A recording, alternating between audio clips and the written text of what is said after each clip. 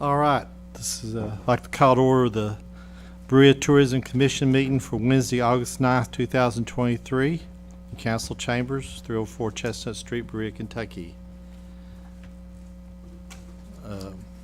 Call the roll. Rick Thomas, Here. Becky Brown, Here. Aaron Crawford, Here. Laura Carpenter, Here. Christy Napier, Here. and then I'm Bill West, and I'm here as well. So we have a quorum. I'd like to call for approval of the agenda.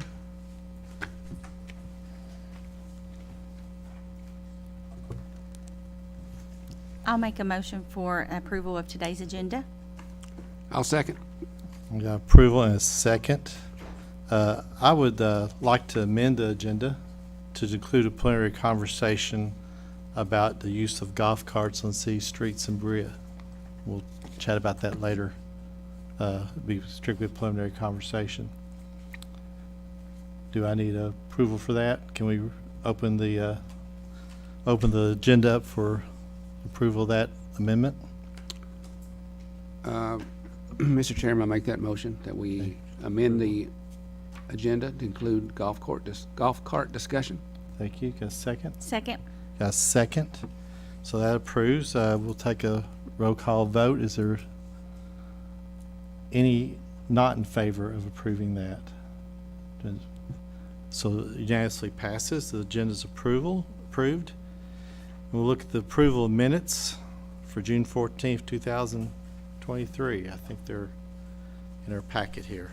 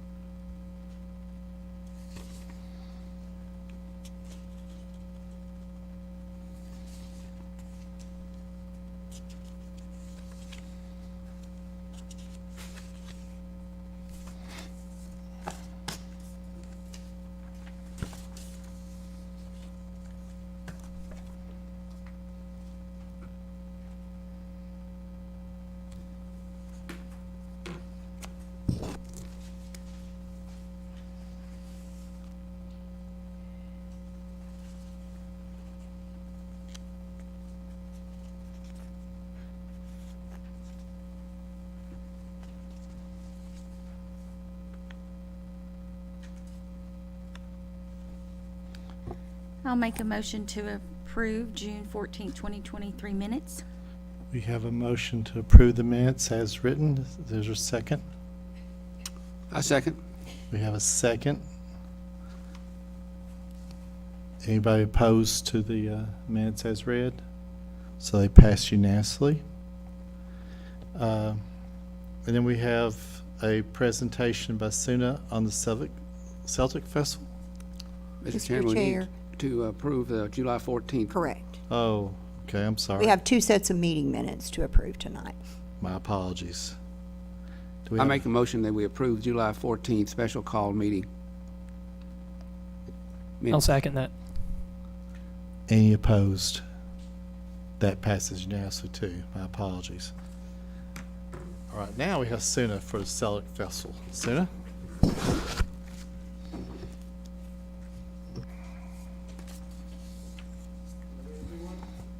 Hello, everyone. Hello. Thanks for the opportunity to come here and talk about the 14th Berea Celtic Festival and Gathering. You have to remember, it is actually a gathering. It's more a gathering than a festival. And it is explained in that way that we are having a lot of musicians coming from 10, 12 states, and we are not really paying them to come here and play and entertain. and educate, but we pay them some travel money. So that makes it very unique. If you go other places, you have to pay for the talent. And you know that because you have the music at the pavilion and Levet Amp and things like that. And sometimes I feel a little awkward about it, that it's still possible to do it this way. But I think when people come, it's because it's attractive. We're having people coming from Kansas that meet people from Washington, D.C., and they come here once a year and meet once a year. This is the place where they meet, and they play music together and have fellowship, and they inspire one another. And their skill level is already so high that it can't get much higher. So this is really a unique opportunity for Berea to host this event. And sometimes people will say, hey, how can we grow it? Well, it's probably about money. And we live in a low-income area, community, and there's no secret about that. So somebody has to pay for the talent. So I'm not really interested in growing it. I'm interested in continuing and improving it the way we can. So we already have a lot of good support, and the partners we have had over the years, some have dropped out and we have added new ones. And I think it's amazing that we have a bunch of supporters and partners in our community and actually beyond to support this small events where we can present some of the best Celtic music in the region, in the Ohio Valley. So it speaks for itself. And I should say that we are very happy that we are having a new member in our community from St. Louis. Her name is Amelia Gardner Maniscalco, and she is involved now with the McTaggart Dancers in Lexington, but she lives in Berea and works at Berea College. And she's a wonderful asset to our little group. We're also happy to say we get some new musicians coming in. For example, John Walls he was born in Dublin and came to Louisville via Alaska, and it will be his first time here. He's a unique personality and fabulous musician. We have a John Carr from Washington, D.C., who has never been here before, but he's known all over America. I met him at a Tune Junkie Celtic Fest in Oak Ridge, Tennessee, and we had a good chat, and he said, well, I know about your festival, I've heard about it so many times, and this year I will come. And suddenly we have a Misty Posse contacting me from Northern Texas School of Irish Music. She said she would like to come and sing. So there are a lot of people in this genre that know where Berea is, and that's very important. We will never get as big as the Spoonbread Festival. That's not the aim either. But what is important is that we keep the quality high, and also support the partners we have. I think, just to say a little bit, I think some of the conversations and communication that I have had this year with different people have been, it has changed a little bit. I don't know if it's because of COVID, but I think some of the conversations have been a little bit more difficult than it has been, and it has created a lot of extra work and additional meetings and so on. And it could be because of new employees at different locations and new leaderships here and there, and we have to justify what it is and tell things over and over again. But I think it's worth it. We have done it, and we are where we are, and we are ready to go. And a 12-page program will be finalized tonight, at least the layout of it. And then the poster was created and published yesterday, so you can send that around. From a marketing point of view, then we use the programs. We'll print probably 2,000 of them, spread them out to all motels and hotels in town, and restaurants and other businesses, and there will be at the locations. And what we try to take pride in is that this is a citywide event where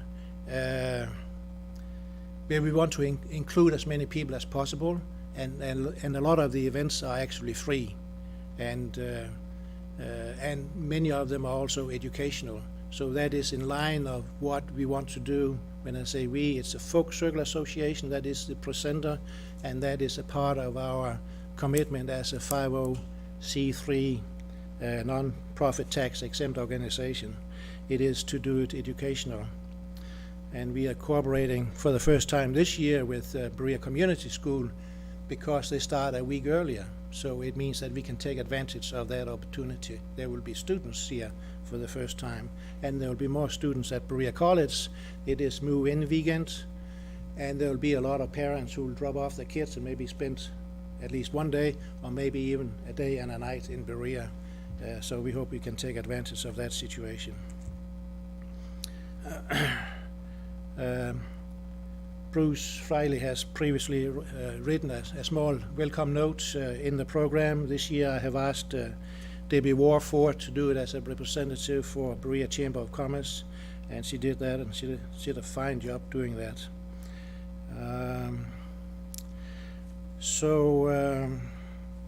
That's about what I have, and of course the application that I sent in, it indicates that we have marketing expenses for $3,600, I think, and then it says that I'm asking for $3,600, and that's not what I'm asking for. I'm asking for 50% of that amount, so that is my mistake if you have written that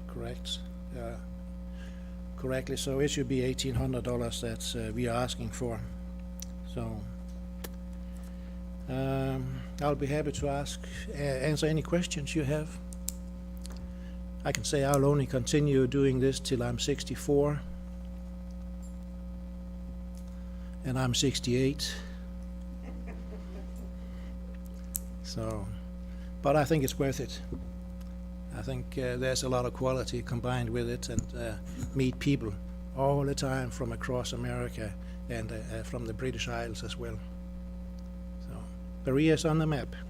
Suna, can you share just a little bit with us about each day, some of the different things that will be going on in the community and locations where they might be? Yeah, the opening night will be at Berea Arts Council, and that will be Thursday the 17th with John Skelton. He hails from London, England, and he plays the Irish pipes called Julian pipes, and also flutes of different kinds, penny whistle and things like that. He's on a tour all the time, and he's a world traveler, and it's just amazing that he want to come here year after year after year. And he'll be joined by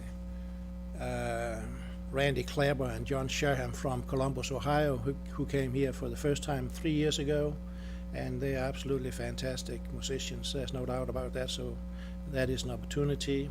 Our own Deborah Thompson will open with 2 songs, so we have a little local aspect to it. Some people think that it's easy to play Celtic music. It's not. But we can all sing an Irish song, I guess. It doesn't mean that it has the Celtic flair to it. So this is really a special thing. And if people want to come and join some of the sessions behind Boone Tavern on Saturday, you can bring a guitar. But if you don't know anything about Celtic music, please stay in the background and just do a little bit and see if you can follow it.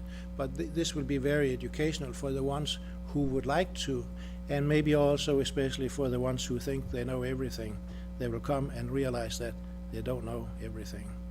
And that's what I experience every day, that I don't know everything. And that's a good feeling, that you can still learn and accept many different aspects of it.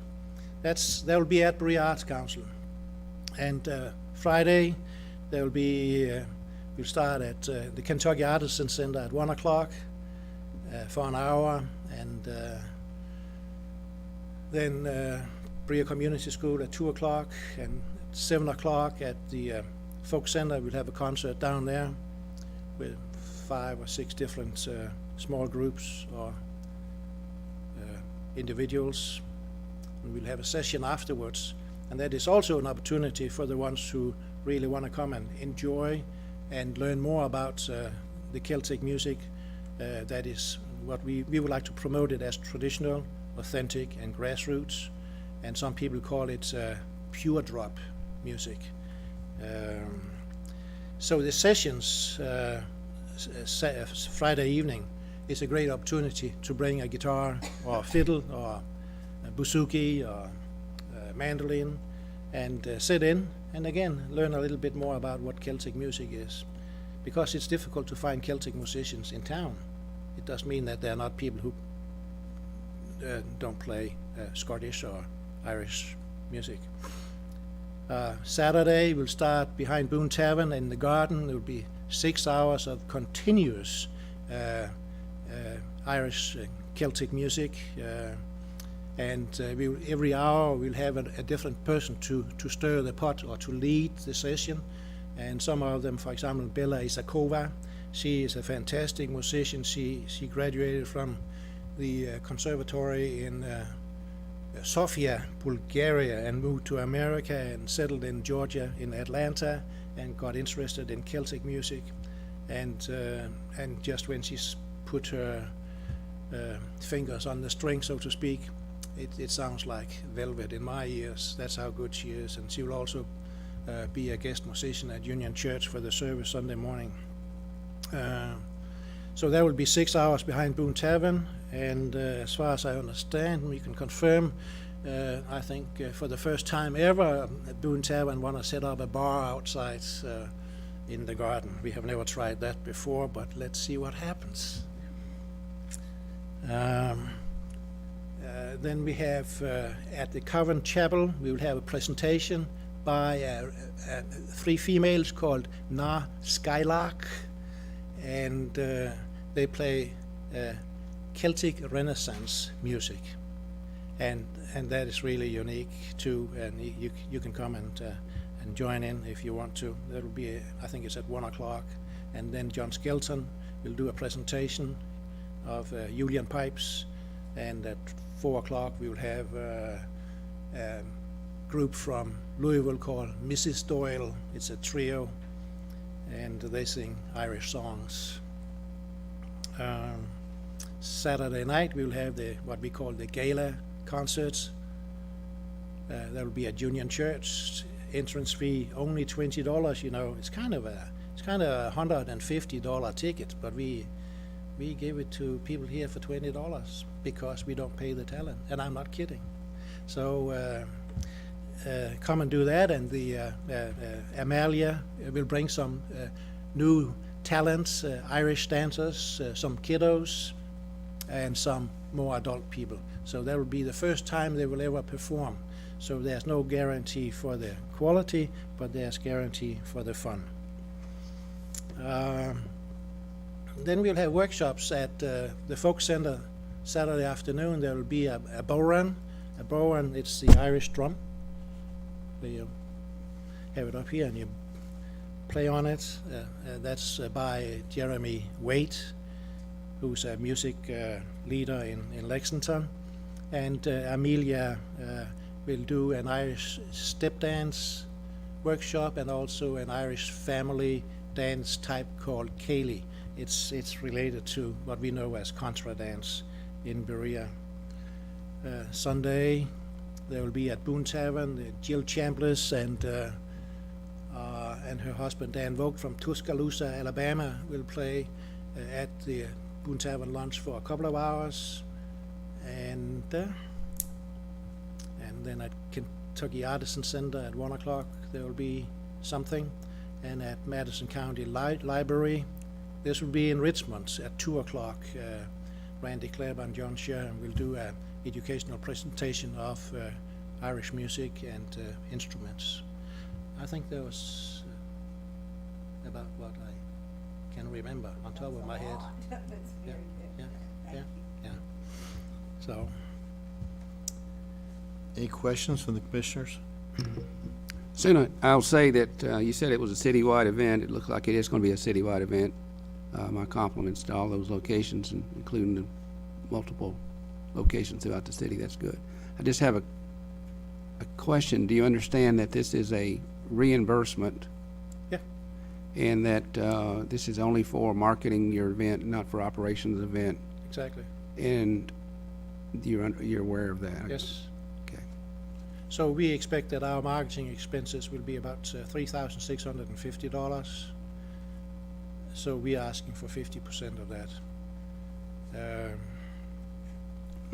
Don, I'll just ask, I know last year in our budget, this line item was $10,000. This year, we reduced it to $5,000. Is that correct?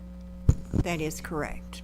And last fiscal year, how many people applied for this matching fund reimbursement?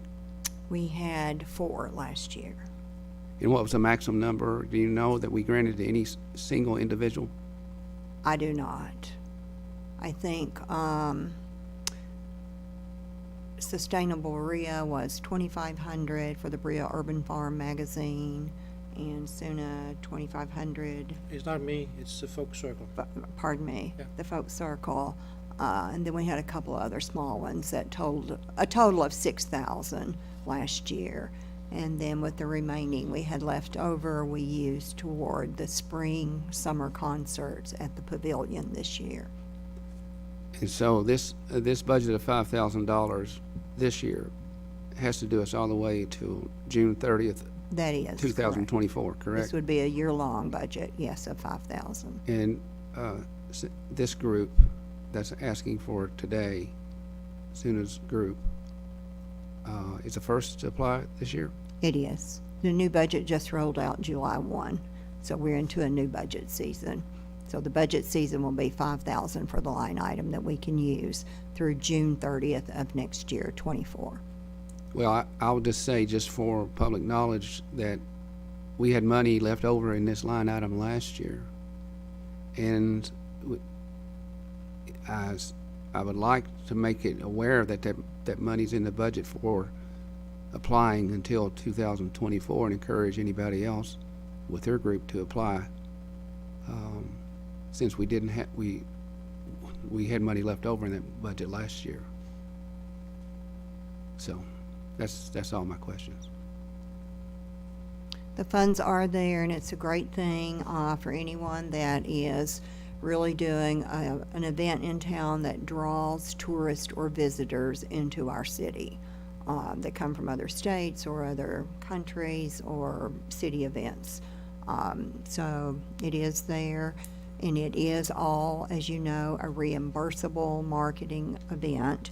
So it is the paid receipts that are used for advertising and marketing the event that we look at reimbursing up to 50% of their match, or a total max of 2,500.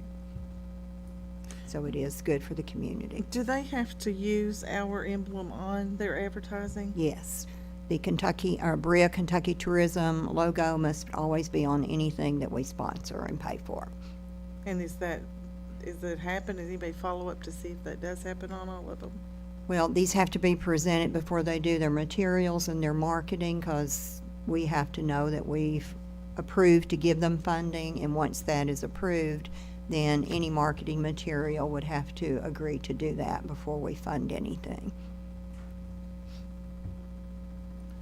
Well, I have, And you haven't gone to publishing yet, have you? if I can add So- something, we spent our money locally, so the money we receive from Berea Tourism will go back to businesses in Berea or Madison County.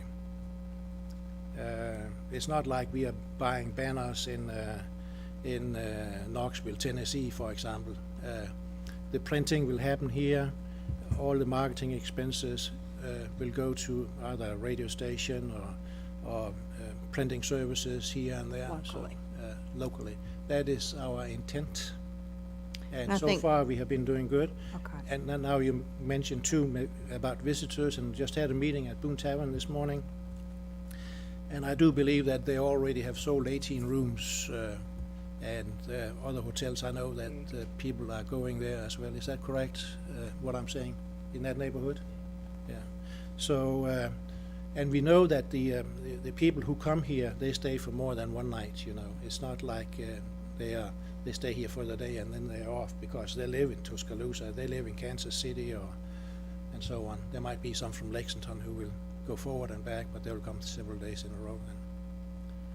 So, I think Commissioner Carpenter was asking, is it too late, if this were approved by the commissioners, is it too late to have Berea Kentucky Tourism logo placed on your marketing events? we can do that. Brochures and We things, usually have, posters. we usually have Berea Tourism logo on, but Kentucky? Well, that is our title, Berea Kentucky Tourism. Oh, But, I yeah, thought you meant yeah. Kentucky. No, just our logo. No, our that's- tourism logo. That's fine. Yep. And I think we had it last year too, and always. We you know. did, Yeah, we did. I'm pretty sure we have. Absolutely. It means a lot to us that we cooperate, you know. I'm all for paying it, and it's very much worth the 1,800, but I'm a little concerned. You're saying, Donna, we have $5,000 left, and there may be possibly 4 people that need it, because it's probably the same It's people. just opened up currently, so you don't know who might apply for the next year, you know. Is there been, I know you've been coming for a long time, and I appreciate it, I appreciate what you do. Is there several that have been coming for many No. years? No, No, not necessarily, not okay. necessarily, no. What was the grant last year that came from tourism? I think it was about the same amount, wasn't it? It was 2,500. Or, We gave the max last year. Right. So 700 less this year. Do we, any other questions, or we have a motion or comments to approve, or from the floor? Mr. Chairman, I'll just say that $1,800 is approximately, 33% of the budget? It is. So I think the event has been going on for a long time. It's proven to be a good thing for the city of Berea, but given that the total budget is $5,000, and that would be approximately, my math is a little off, but it's So- quite a bit of the budget. Going to your point, last year we gave them about 25% of the budget then, of our total budget last year. Yeah. As a segue this, I, for next year, trying to raise the budget for this. I think anytime we can attract other people's funds in to promote the city of Berea, we should encourage them to do that, and we might not be budgeting enough in this line item in total to. Yeah, I think that's why we need to encourage people to apply, to show the need. Yes, sir. And I think, like you say, I mean, if we're matching their spending, It's good for so the city, right. And how many, did you say 1,200 to 1,500 people come to town? That's a guesstimate, because, you know, a lot of things happen out in the free, and we can't run around and count all the people who are coming, and some of them might be coming 3 times, you know.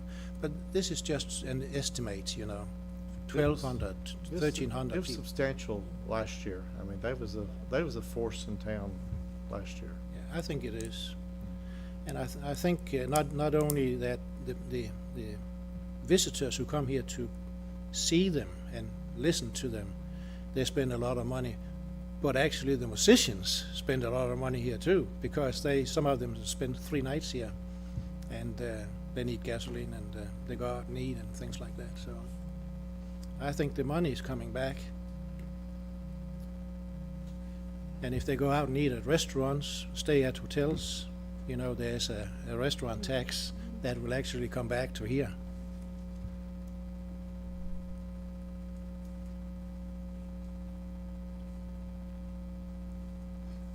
Do we have a proposal to approve this amount, or an alternative amount to approve by anybody on any of the commissioners? And you don't offend me if you don't do it.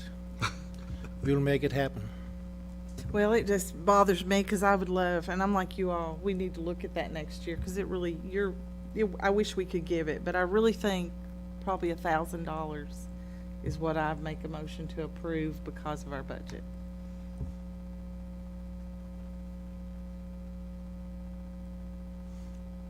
Any other comments? Or? Well, Laura, I was thinking 1250 since it's 25% of what we gave last year. I'm for that. I Let's was make it thinking that. at least 1250 cents. That- Hold us, give Well, them I the was, same it amount of scares funding. me, you know, Yeah. it scares me to spend it. but I'll agree, I'll second that if you want to. And he has put the effort, he is here, you know. I mean, I'm not saying, you know, you don't know they're gonna show up. Yeah, there's no doubt Suna's persistent Yeah. and a hard worker and made this happen just by his dream of it happening, I believe. And I think it's a worthwhile event for the city of Berea. I'd like to see, to make people more aware, is there a website other individuals can donate, other businesses? Well, we have had a website for 14 years. And there is a list of all the partners for this year and last year. So if you become a partner of the Celtic Fest, your name will be mentioned on the website for a full year. You will also receive some tickets, and you will receive an ad in our program. And we have a Facebook group that has 1,100 members. So if people don't know about this, I can help more than I do. Okay. It's being written about in the papers all the time. It was on the front page of Richmond Register yesterday, and it will be in Berea Citizen both this week and next week. Okay. And we use social media as well. And when the poster that was just sent around, when that was published, when we got that, I put it on my own Facebook and forwarded it to maybe 10 groups that I'm a member of.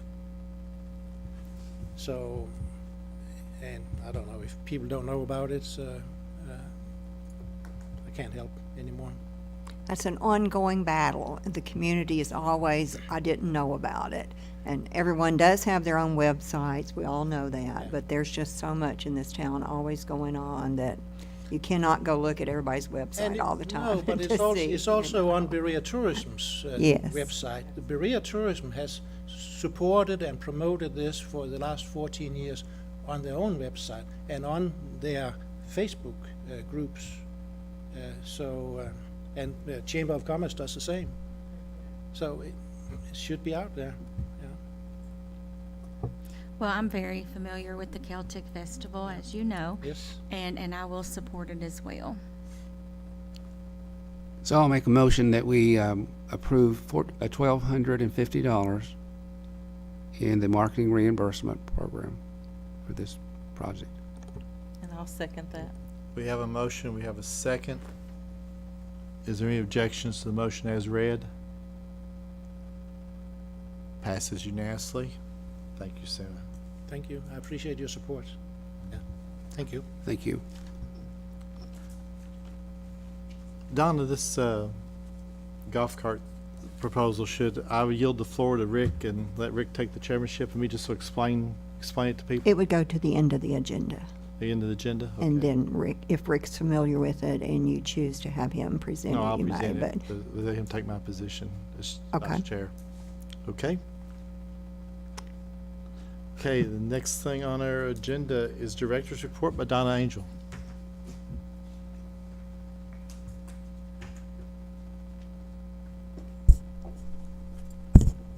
first thing on the agenda today is I just want to take a moment to publicly thank the tourism staff and all of the public works and all of the city employees that participated and yourselves in the Berea Craft Festival, because we haven't had a meeting since then. It was a remarkable festival. Storms came, but we stormed right through with it, and everything came out on top. The staff was terrific. We could not have pulled this off without the tourism staff volunteering maybe volunteering, to work with us. They all had roles that they were assigned throughout the festival and divisions that they managed as well, and each person did a great job, and to us, we had no complaints other than 2 rainstorms that knocked down a couple of tents. But it was a very successful festival, record-breaking numbers. We always think each year, the last 3 years, that we've exceeded and excelled, but this year it was really a top-notch winner in every category. The marketing was fantastic. We got lots of feedback on that. Our TV ads, we reworked where we got more time and more value out of those. We had tremendous comments and good followings on that as well. And all of you that came out and worked the spaces, Christy, Laura, Bill, and Bill drug his wife out to help us every day, and his grandchildren. So we had a great time, and it was just really worked well because everybody showed an interest in participating and carrying on with the festival. So I just wanted to thank you each for that. Advertising and marketing, we'll touch briefly on that since we just recently last week met with our Right Place Media marketing firm. I think we firmed up a really good plan for 23-24. So everyone here that participated, you had great ideas, and Amanda and Joel were very impressed with the thoughts and what they could take us to a new level. You can only ride what you've been doing for so long until you add something new to change that up with. So I think with all of your feedback last week, they got great ideas of how to take us to a new level, and an exciting new level, I'll say that as well. In your packets, you will find a Travel Host magazine. This magazine is probably the most expensive that we market and advertise in, but it absolutely has blown the market. They produced an additional 10,000 magazines because they ran out and did not have enough to publish and send out to all of the welcome centers and tourisms across the state as well. You will find in the Bluegrass Airport lobby, the entire runway wall is also in here to show you the layout that we have in there, which has been tremendous success as well, with great following and comments on that. This magazine will run us 3 months of advertising, so we were very pleased on the cost-effectiveness of that, to do 2 pieces of that, plus ongoing ads that we'll have into the fall months as well. And Danny will continue to work with Eli on this package as well as we go forward into a winter blast as well. This magazine services us well because it touches so many of the motor coach bus areas that Ethan works on, that it is sent all across the U.S. as well. So it's a great opportunity for us to meet new tour agencies and tour services as well. So to be able to be on the front page is quite an honor indeed, because we don't get offered that opportunity without a outlandish fee. Our Kentucky Visitors Guide, when we buy a full page ad in that, that's usually $15,000. So this one we were able to negotiate and get 3 months of ads plus the airport plus the magazine cover for $3,000. So it was a great purchase for us, and we're very appreciative of them working with us on that. The second thing I'll just mention briefly, and I think I've already sent that out to everyone, is again, Southern Living Magazine continues to write great articles for us about Berea, but the recent one they just put out was the most charming towns to visit in Kentucky, and we were number 8 on that list. So that makes me very proud. I think we hear so much negative comments anymore that we forget how great we really are. So I ask each of you here today, when people are negative about what we do or we don't do, that you put your blinders on and you just acknowledge how great we really are, what we've accomplished, and where we're going to with it. We can not always be the prettiest town or the cleanest town or the nicest town or the bestest town, but we know in our hearts that we choose to live here because it is our town. So I think we have a pretty darn terrific town and beautiful on top of that. So the next thing on my list here is our Madison County International Committee, which is a sister city program to Hokuto City, Japan.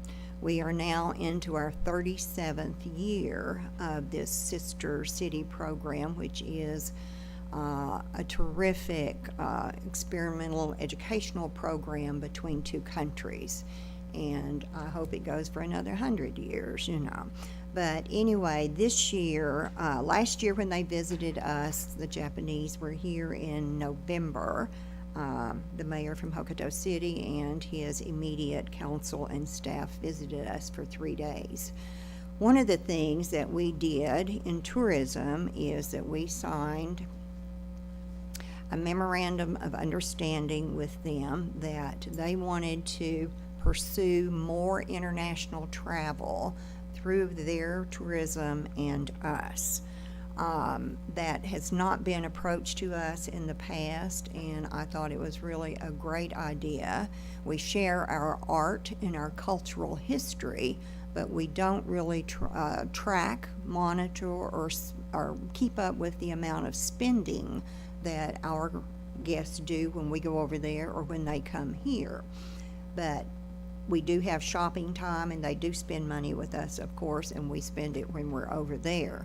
But to go to the next level, the meeting this October, when our group goes over, will be with the mayor and the tourism director there to work on ways that they can send smaller airfare groups to the U.S., to Berea, Kentucky, that we can share more of our economical drive side of our small businesses with them, how we incorporate that into our tourism dollars as well.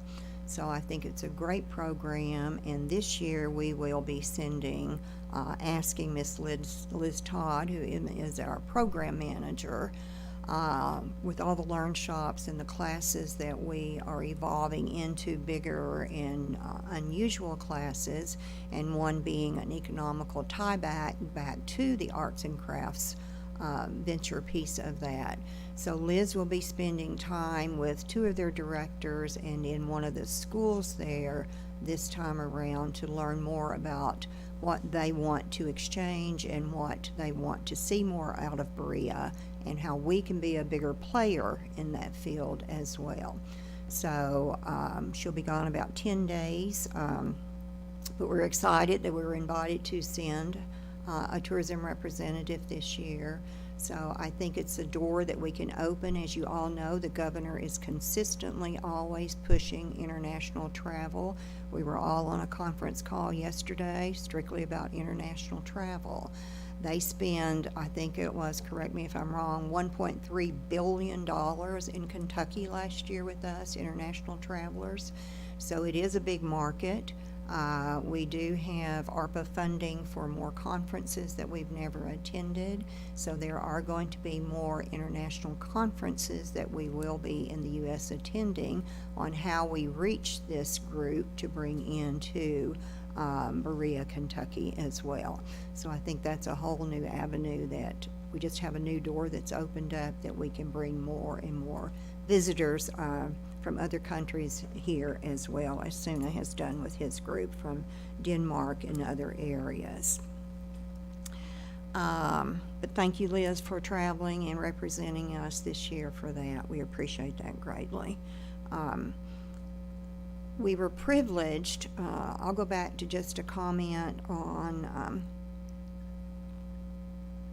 I don't want to dwell on negative, but we as leaders in our community need to stay positive and really focus on the highlights that we have and what we are.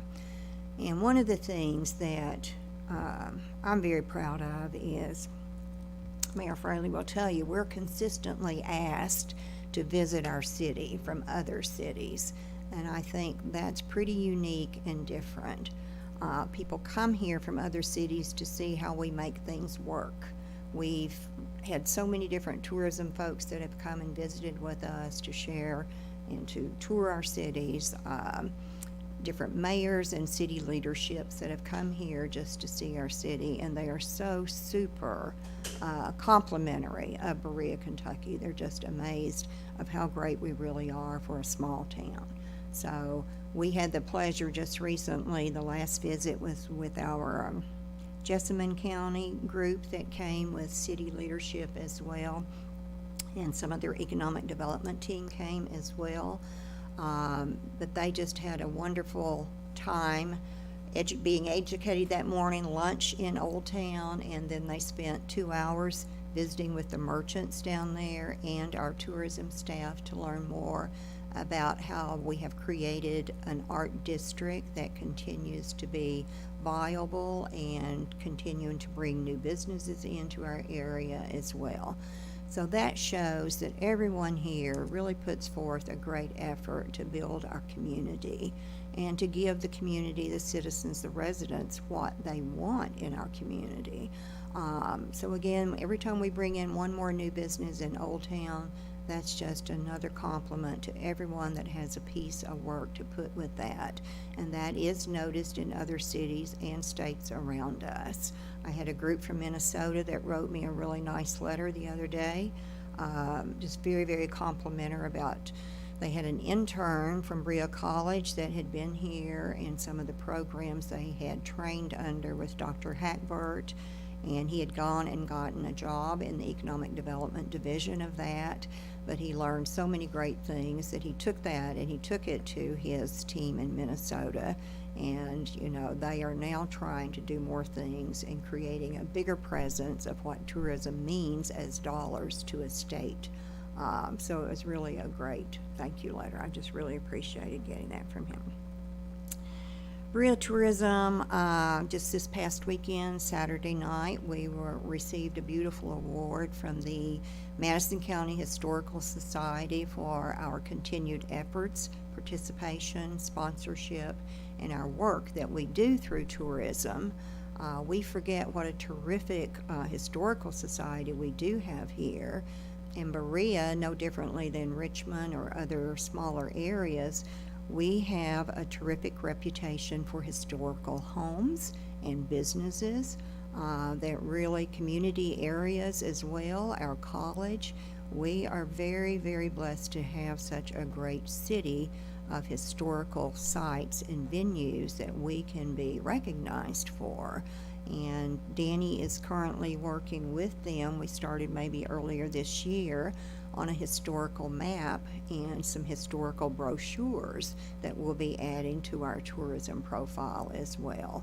So we really appreciate that, and with all the other work that we do in the community and the council members as well as commissioners, it takes everyone to highlight our city in all areas, and our historical area is not one that we ever want to forget about. You know, it's the least talked about, but we all love it, and we're very proud of that as well. We also, Berea Tourism has been nominated for the Kentucky Hall of Fame Achievement Award. That is to be announced shortly, but this again will go back into, we would be recognized for the Berea Craft Festival. This seems to be a Kentucky thing, but a Berea thing. So we're very proud. I guess we have received this award over 7 different times. So that's a great compliment to continuously receive that for a well-done festival and recognizable as well. In your packet, you will find the Madison County Economic Impact. I sent you the governor's press release yesterday. It was a wonderful article. I think I said read it at your leisure, which nobody has, but I know you'll have a night that you can't sleep, so read the press release then, because it was very complimentary. But in your packet, just a short blurb of some of these things. We all forget what a market tourism is and what tourism does for a city.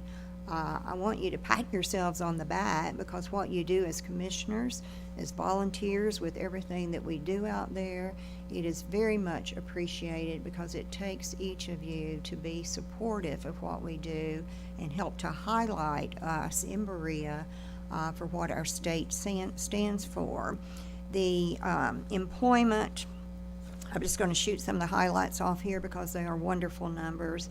We forget about what employment brings to our city. I spoke about this one other time.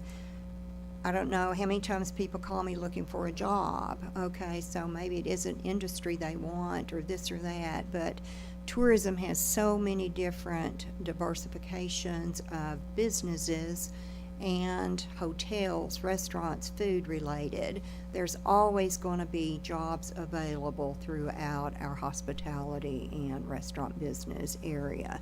But 1,747 jobs were filled through our tourism division throughout the state last year, which is pretty amazing. Labor income that was spent was 50 million plus state and local taxes taken in 17.7 million. Spending overall $213.44 million. It's just amazing how it keeps going and going. But when you see someone that is going through college through industrial arts, as Ms. Brown has done over here, people forget how that ties you to many, many different job opportunities, not just in becoming your own business owner, but it leads you to lead others to work in your line of business as well.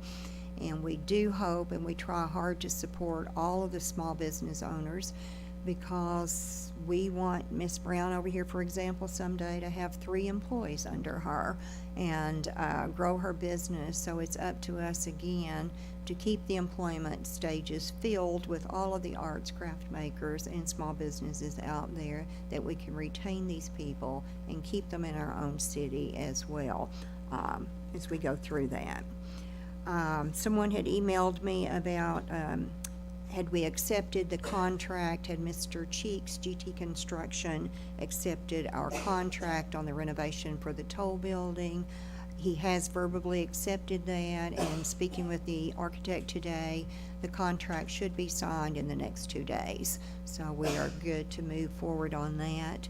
We have been working on moving furniture upstairs in the toll building, creating office space up there on the items that we do want to be able to salvage and use, and working on other areas of cleaning the building and moving some things to storage that we will have there to give them, the contractors, complete space to have the building. It's not a small renovation.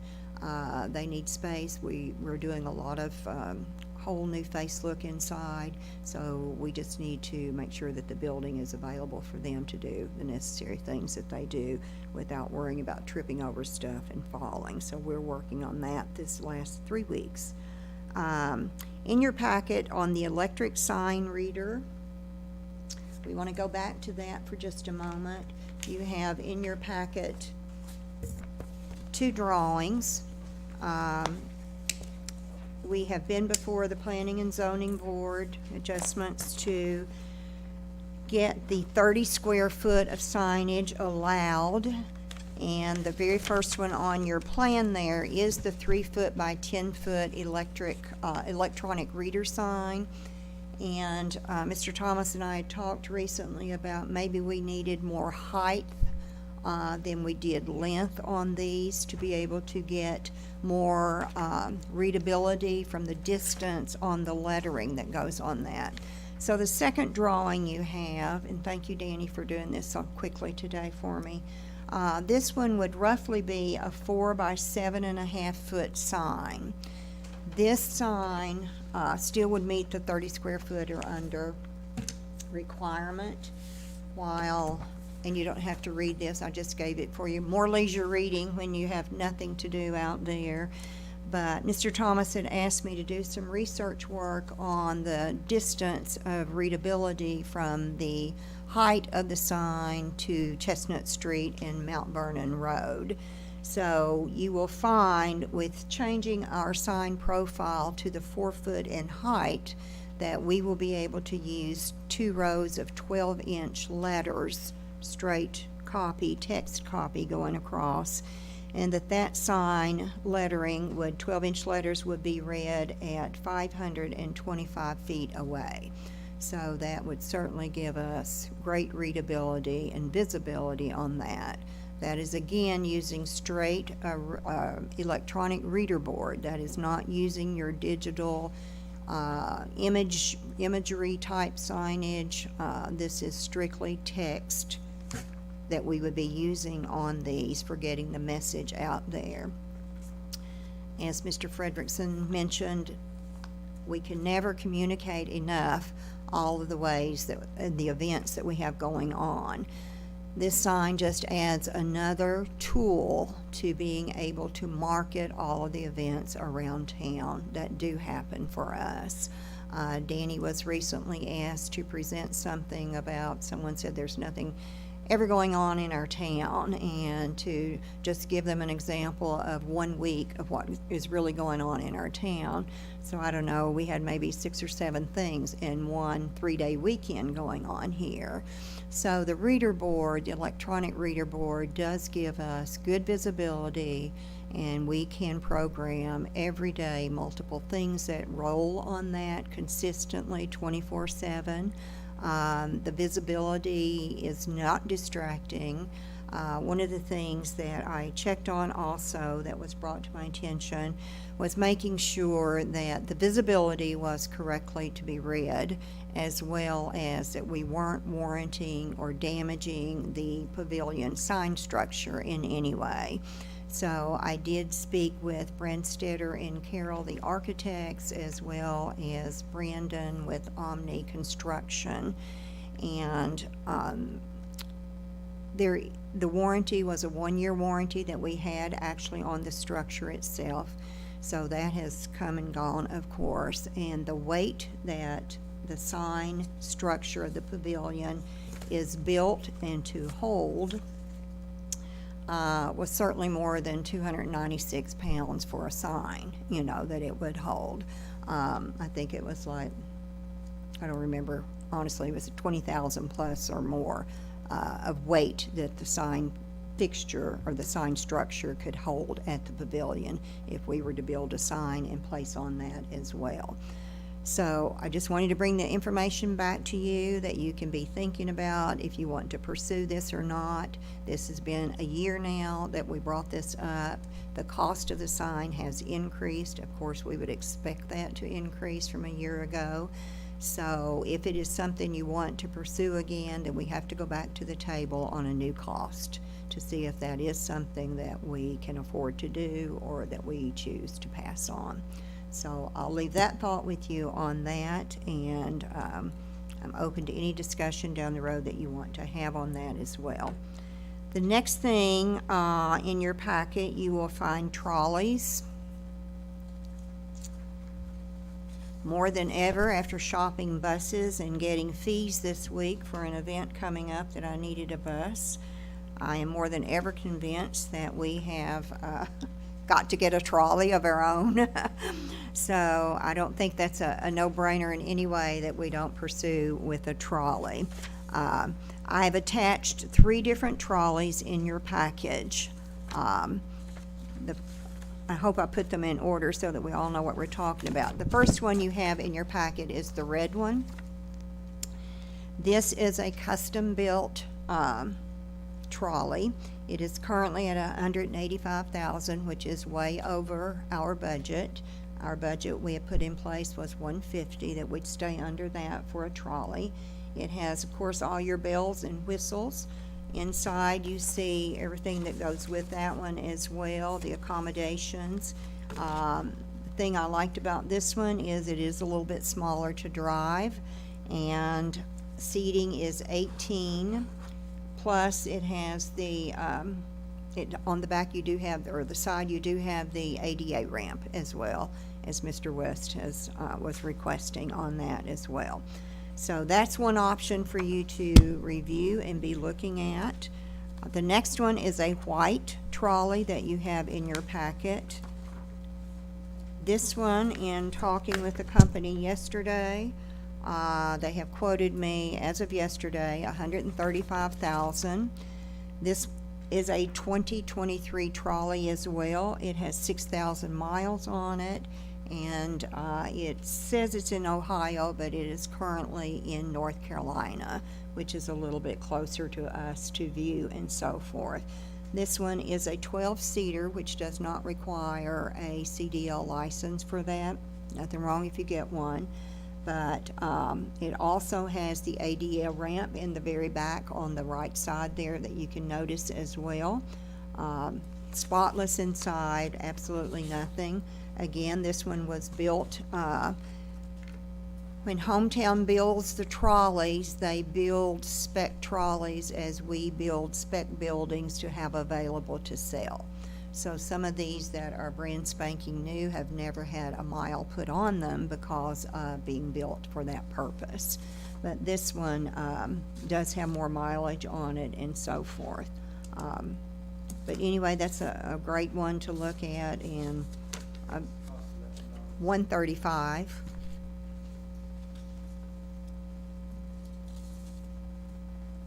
She will hold this one. This one I did ask her to go ahead and hold, and if I could get there next week, that I would go check it out and see. So that one she will place for us on hold. The other two will not be placed on hold. The next one in your packet is a powdered blue one. This one is also a 2023 model, and this one is your $185,000 as well. Spotless, has all the trinkets. When we talk about the trinkets, this means heat and air. This means bells, whistles, everything that you'd want, the PA system, and so forth. Warranties included. This one is still located in Wisconsin as well. It does have your ADA ramp as well on this one. But again, you're exceeding your budget, but it is an option in there as well. So I would encourage you to find time, each of you, to kind of review these and really study about these. If this is something we want to do, we have to stop taking so long to make up our mind on things. These things do not sit still for more than a week or 10 days, and they are sold. They just do not make that many anymore. You can pick up used trolleys like crazy, but you're picking up so many used issues with them as well. All of you have the website. You can look at all their used ones. They're as much of a breakout as you see here on your new ones as well. So I'll leave that decision. If you think this is too much money, be thinking about that. And we go back to looking at less than the earliest one I found was a 2019, and that was $125,000. So and it had mileage on it of 30,000, but in immaculate shape as well.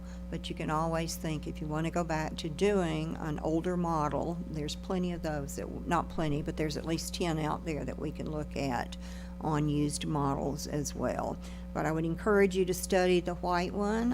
It is smaller. It is a good price that we could. It would be easy to do our wrap on for promoting tourism and so forth.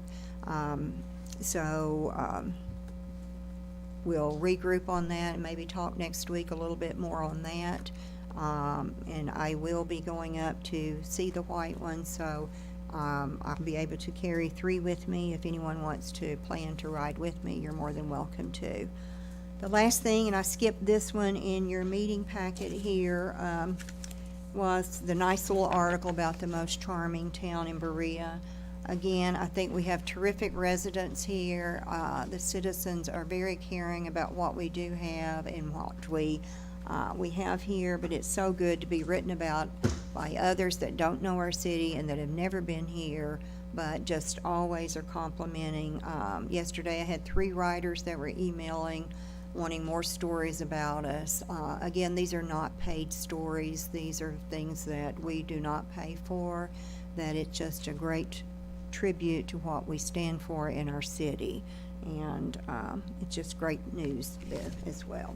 I will take any questions and close out my report if you have anything. So on this trolley, this white one, I'm totally for moving ahead. This is on our budget, and to me, this is something that we could possibly trade up to one later on if we want a different type.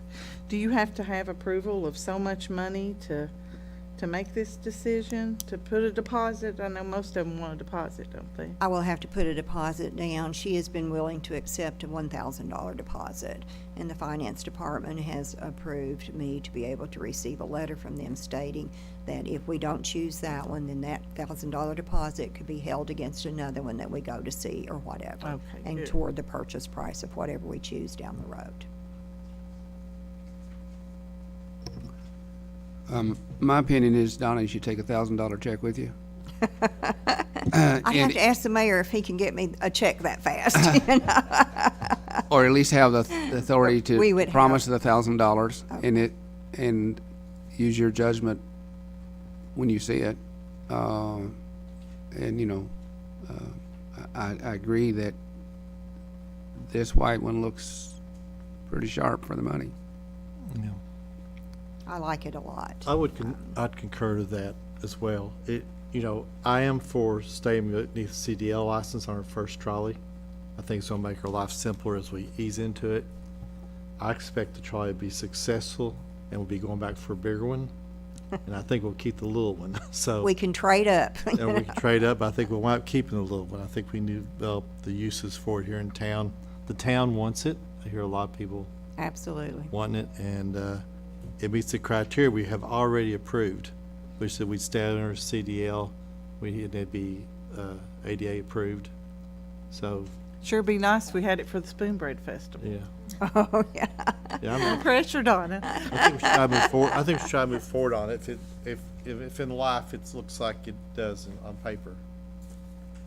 You'll pay for it? No, we'll do Is that what you said? Oh, no, I thought you said, if it don't look right, I'll pay for it. I'm like, you'll pay for it? I think it is a good one. I like it, and Danny and I were looking at how we could get the tourism wrap all the way around that, and how exciting we could make that look, and that's just super special in a city to have a trolley, so that is quite unique and would really be nice for It would us have to have many that. uses that we Yes. could supplement. We're throughout growing the our city. festivals, as Like, we all the know, and Celtic our Festival. events, so. It would be handy for that. It'd be yes, handy for a lot of reasons that we could work with the business of the city as well. So Absolutely. I think it's a good thing. We should support it. One more thing, I don't have it on here, but I just want to acknowledge Miss Sierra Mobberly, who's sitting here with us today, and Mr. Robert Elam, who is behind the scenes for us. We have terrific tourism staff. Sometimes we don't give them enough credit for everything that they're always behind the scenes doing. But our part-time staff is very, very critical and very, very appreciated in their daily front-end actions to every person that walks into the tourism office down there. And we're just very proud of everyone that takes such specialty attention to give to all the people that do come in there, because that first impression is what you walk out of there with, and that's your last impression. So I thank Sierra and Robert for participating today, and she didn't have to come today, but she wanted to, and we're just delighted that they want and care about participating and learning more about our tourism, so. Donna, Thank going you. back to the sign, Yes, sir. we talked about that previously already too.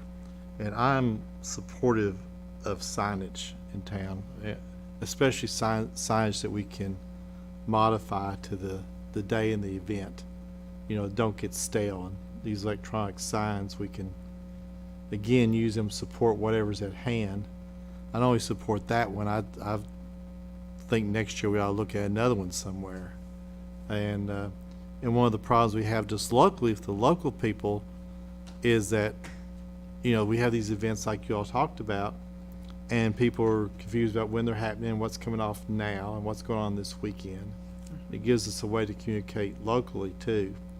So I think having a sign or two or three around town about what's going on in town would be very helpful.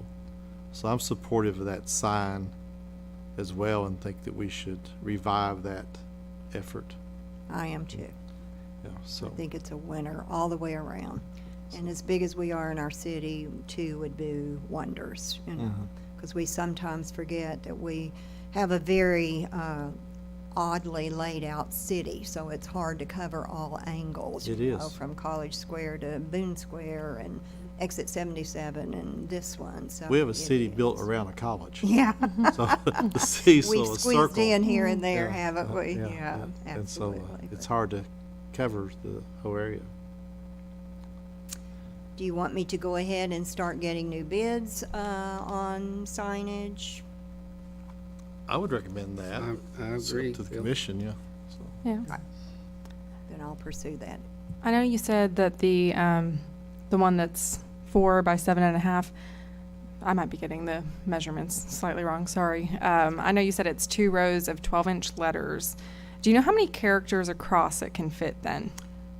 I would bet it's in that literature that they sent. Okay. So read that. I'll I look. did not check that. Yeah, because, You can put 6 rows of text on there, but the largest would but the be. largest to be readable, you Okay. know, and it consistently rolls. So one line goes and it just keeps reading the whole event and who's performing, the dates, the times, and, you know, it's just, it's really a unique thing, but it's what we need, you know, so it's all good. So it'll scroll through multiple. Never stops running. Everything, we can put 10 different events on there at one time, and it just scrolls and keeps telling about all the events, you know. I also wanted to say I really like the white trolley, so I look forward to hearing back from you next week. Very good. Donna, I don't think everybody in the community is aware that this year was a transition year for the Berea Crafts Festival. And from what I observed and heard, it was a remarkably smooth transition and well attended, and we had our designated rain, as we always do. Wouldn't be the same if it wasn't some challenges. But what I observed was a great leadership on your part to make that transition go well. I think the city, the employees of the city, employees of tourism, just think we have a really good culture in our city and in our tourism office. Employees didn't complain about working all the weekend and really did a good job. And I just want to make sure everybody in the community realizes that this was extra work up and above everything else that you and your department does. So, good job. Thank you very much. I appreciate hearing that. Thank you, Rick. I want to echo that as well. It was an amazing event. As an artist, thank you to you and everyone who chipped in to make the event possible. I know it's kind of all hands on deck. It takes a village, and it did go very smoothly. And I only heard positive things from other artists as well as people attending the event. So thank you to everyone. Yeah, I want to say I can definitely tell on Main Street we were very, very, very busy. So it brought a lot in. You mentioned it was record-breaking numbers. Do you have that number off the top of your head? Like how many people? We had 8,400 people, and in 2021, we had 8,100, which was record-breaking history. So we broke record-breaking, you know. And So- if I could add that, I got around and talked to a bunch of the vendors, and it wasn't just about the number of people. Many of them had goals for each day. Friday, they exceeded their goal. Saturday, you know, to quote them directly, they lost 4 or 5 hours to rain and still met their goals, Yeah. you know, or exceeded their goals. So a bunch of them said, you know, they would have been. I talked to one vendor who comes to honeysuckles all the time, and he said that he basically sold out. You know, for all practical purposes, he was just sold out. They couldn't have carried more customers. So I think that the economic impact back to the vendors was pretty good, which I think is important to get them back next year, and you know, to get quality vendors back. I think that's important, and they seem, you know, as a group to be pretty pleased with their economic impact, not just the numbers that we coming through the door. Yep. That's hard to count, Yeah. you know, what that is, but it's that is the people, but they seem very satisfied with the economic impact. I personally received 27 emails of compliments about the festival, the transitional move, how just it was perfect and nothing was missed, and how the vendors were extremely pleased.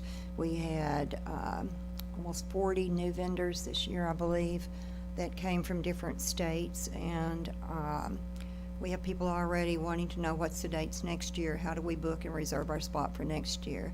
And I'm like, not now, please. You know? But that was a good thing. But we did not receive any negative comments whatsoever. And even if we did, you know, I think we had 2, but it was because their tents were destroyed and they were newcomers. And we try in emails to explain it always rains. Pack your merchandise, how to pack your merchandise, the kind of tents that you need for the zip-ups to make sure you can quickly zip up your tent so that nothing is destroyed. We give them all the tips in the world, but maybe 2 people didn't read it. But they were unprepared for the rains, and it did. And we had, as Bill said, Friday, we had one vendor that sold completely out, and she was a vendor last year and sold out on her second day. This year, she made 300 more individual items, thinking that would get her through all 3 days, and she sold out on her first day here. So another person, we had 2 or 3 that sold out completely on their first day, you know. But one person drove from Ohio's, her spouse, and brought down more stuff that night for them. So everybody improvised to get their things up and going. They realigned their booth space and, you know, to not look so empty with what they did have left. So I think the vendors were extremely pleased. We again had just really great dollar sales. You know, we had over 30 people when we walked the booths at the end to find out were their sales, were their goals met, and blah, blah, blah, and what were you anticipating. 30 exceeded their goals completely and into 5 and 5 digits of sales. So it was amazing what they did and how happy they were. And one person commented that what they do in 3 days here at the Brio Craft Festival will get her through the remainder of the year to live on. So she lives for that festival every year, she says, you know. So all good comments and good work from everybody, you know. All done? Are you done? All right, moving on, we got Motor Coach Specialist Report by Ethan.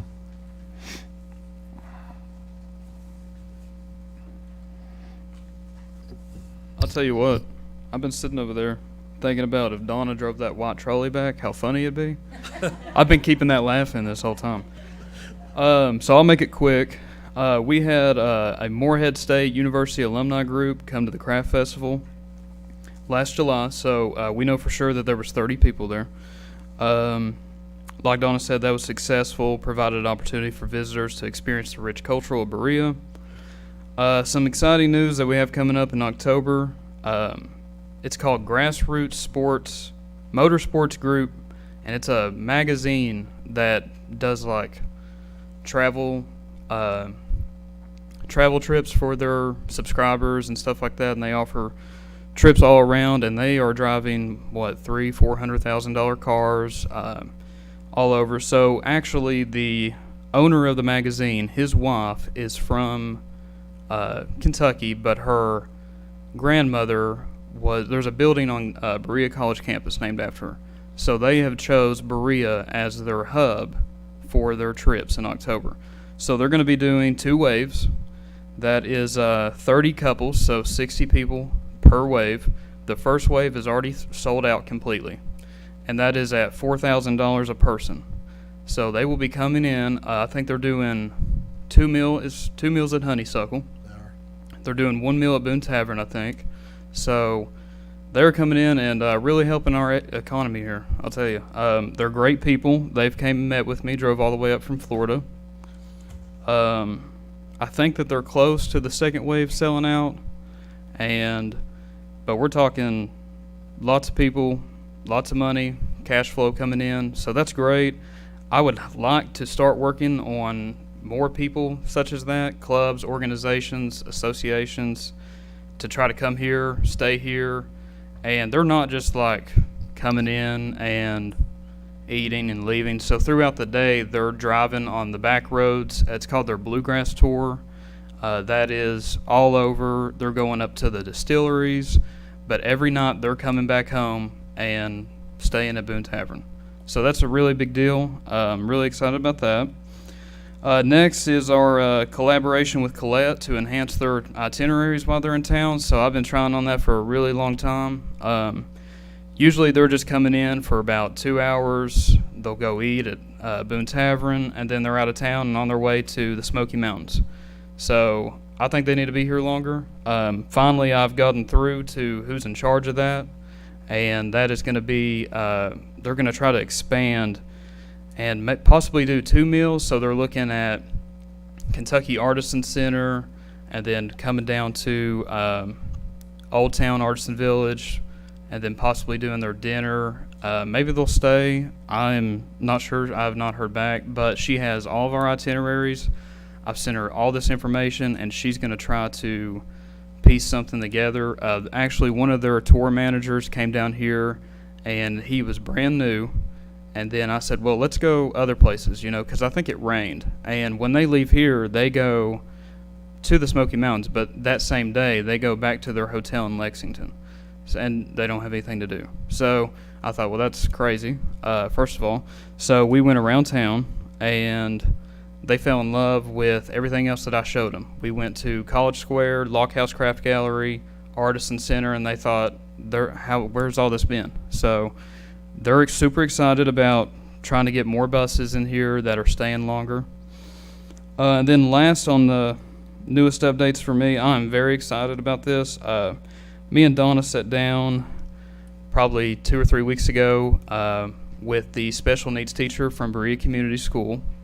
And she came to me and asked me if Berea Tourism would be interested in hosting one of her children, one of her students, at our office to try to learn. They stay until grade 14 at Berea Community. So let's try to develop their social skills, their work skills, getting out in the public eye. They're really excited about the partnership. So we sat down with Danielle and learn more about that. So starting not next Monday, but the Monday after on the 21st, we will be having a student, and I'll be working with him for however long they want to stay. It's 1 hour every Monday, and then maybe next year we'll work up to 2 hours. He loves trains, so they thought that would be perfect. So we'll run through all the history with him. They told us that he will probably know it after hearing it once. So I'm looking forward to that, and that I'll keep it short because we got to get through you all too. But that is what's been going on with me. If there's any questions or concerns. I'll just No? say thank you, Ethan, for working on this Corvette thing or the car thing. I think that's fabulous. I love the story behind it, and I think that's the start to bringing more and more clubs into our city, not just for a day visit, but overnight and next day too. So thank you for reaching out and working all that out, because it's perfect. Yeah, and whenever you have these, especially either classic cars or expensive cars come in, that just draws more attention because people want to come out and see them. So, Yeah, we need to make sure people know they're going to be here, because I've talked to a lot of people that wants to come to town because they're coming to town. Talked to 4 or 5 that's coming to town. it's important to get pictures this year too. That way, if they want to come back in the future, it's easier to market it in the future.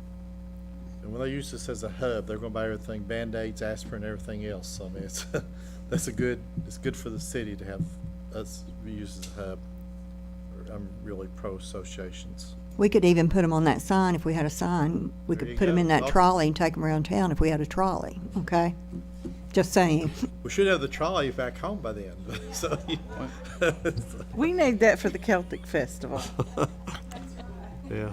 Donna, it depends on how many stops you make on the way back. Yeah. And I want you to wear those boots that you had out there. Yes, yes. Ethan, you think we could get those cars to have a little short show at the pavilion while they're up here? We certainly can try. I What know a we good have- idea. I know we have a lot of And I'm cars. glad we got you. Yeah. Yeah, that's a good idea. I'll tell you, that's a great idea. I want to make a comment Rick's about- gonna volunteer to Oh, lead okay. that program Yeah. for you, Ethan. Okay. I love it. Back to the white trolley though. A good idea is it's got that electronic signage on the side. So if you wanted to put like, we're going to College Square or we're going to Old Town, that way people know. So I don't know. Send me a picture when you drive it back. Thank you, Ethan. We'll have the operations manager report from Nancy Conley now.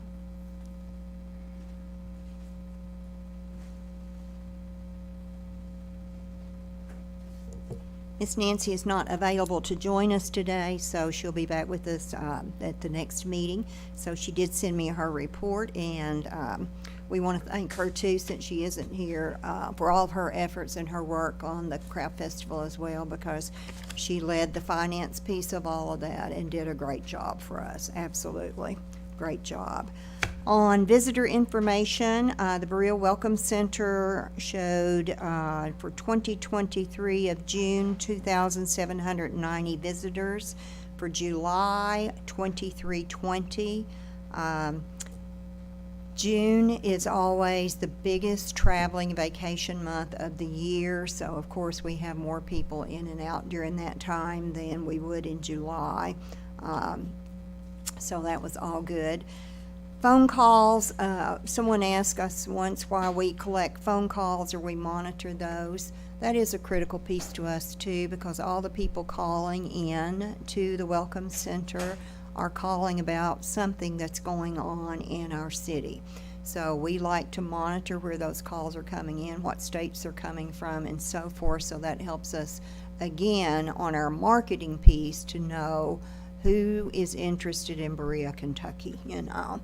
So we feed that information back to Right Place Media as well. If we got 50 calls last month from Ohio, then that shows them that we're hitting a target market there that's important to us, and so forth. The L&N Day, I think we talked about that, but Nancy wanted to say once again what a great event that was. That was a record-breaking year for us as well, with 1,125 visitors that physically came into the train station for that event. It was, all the team members did a great job. Everyone had a role in that as well, and participation and smooth transition. Lots of activities, an unusual little train set out in the parking lot for the children as well. We were joined by the Berea Volunteer Rescue Fire Department team, and they did a fantastic car show there in Old Town as well. They had a huge turnout, 4 times what they had at their last car show that they had done on another end of town here in Berea. So they were extremely pleased. That was a fundraiser for them, which helped the Volunteer Fire Department greatly. So we were just thrilled to have them, and we want to thank them too, because they participated in our craft festival and worked our EMS areas of need, and they were right there when somebody would get a bug bite or saw a spider or saw a fly. They had something to do everything with. They were on it every time I turned around. So they were terrific guys to have with us. Berea Tourism hosted the Leadership Kentucky orientation. They attended that. I think Nancy and Ethan participated in that. Ethan designed and created a scavenger hunt around College Square for the leadership attendees that were there for the day. And I think they all had fun locating the shops and the items within the shops and so forth. So it was really well received by the director of the leadership team. KET was here, of course, each year. They come to talk more and more about educational things for the children in our communities and all, and the schools all participated in that, but tourism did as well, and just had a fun day over here at the library across the street. The Berea Craft Festival team, Nancy says, team led for ticket admissions gate. I want to compliment those ladies too. It's a lot of pressure when you consistently have lines, but I saw our lines move so quickly, it was unreal. No one complained about anything. They stood there in the rain to get their tickets. But the lady in the ticket booth was a master genius. She kept an attitude like I never saw. It broke her heart that she was a penny off when she balanced her drawer, but she was amazing to work with, and her partner too. So they kept the window moving quickly and efficiently.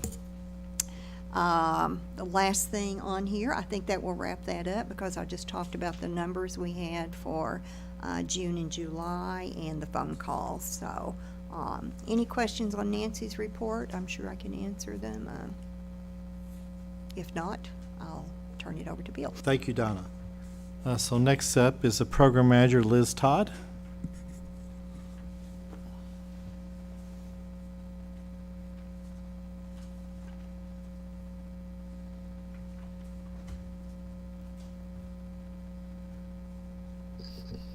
Good afternoon. I'm Liz Todd. I'm the program manager.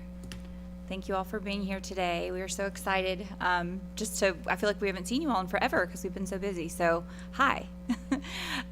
Just a couple of things that we briefly touched on, but I just want to say I'm extremely honored to be able to join MCIC to represent a small part of Berea, especially the arts portion, and honor that agreement for our trip to Japan. So thank you for, giving me that privilege, and I cannot wait to help represent Berea for that trip.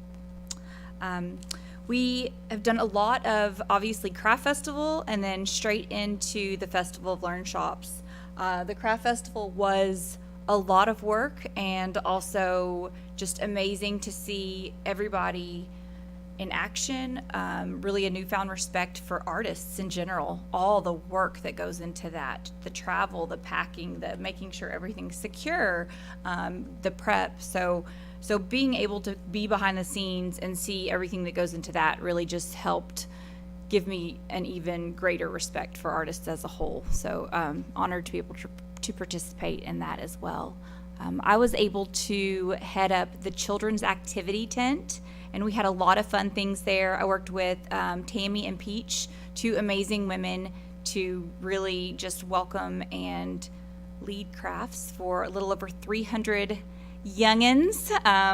We did some gourds and painting and a variety of things, basically anything they wanted to do. And we also were able to act as a great rain shield because we had that amazing tent that our City of Berea set up for us as well. So that was an honor, and it was great to see people pop in. I know I saw a lot of familiar faces, so thank you for coming to say hello as well. As well as those things, I was able to meet with the owner of Space to Be, Marty Thompson. She has a new space. It used to be the Montessori school here, but now it's going to be a space for people to craft, to host classes, really to go in and rent as a versatile entertainment space. And she reached out to me really just because she wants to contribute to the community as a space for artists to be able to hold their classes, but also she has a lot of that educational background where she had the Montessori school, so she wanted to lend some children's classes to our Learn Shops, which I think would be amazing as parents are popping into enameling jewelry with the hot kiln. They can go learn a simple crochet technique or some tie-dye or some great kids classes. So that's an opportunity as well that we will focus on and work together to see what we can do with that. We were able to do a last-minute pop-up Chestnut Street Pavilion concert featuring Amanda Rader and Chris Schaus on July 22nd, and that was the first Saturday of our Festival of Learn Shops. So that was really nice to be able to tell people as they were hustling and bustling into the Welcome Center that there was an opportunity to pop in and see some live music after they enjoyed dinner in town. We had a nice turnout for that. It was beautiful weather, beautiful music, and thank you for those that came out that evening. It was lovely. I would just want to kind of zoom right into our 11th Annual Festival of Learn Shops recap. We were able to offer 107 unique class offerings. We had 4 new instructors, 6 instructors returned for their 11th year as teaching for us, which is kind of a big deal.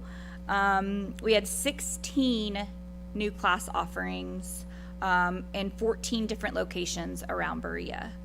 As far as demographics go, we were able to host people from 71 unique zip codes, Lexington area being number 1, Louisville being number 2, and Maryville, Tennessee, which is a suburb of Knoxville, being number 3. So that kind of trends right on with the marketing that we had talked about.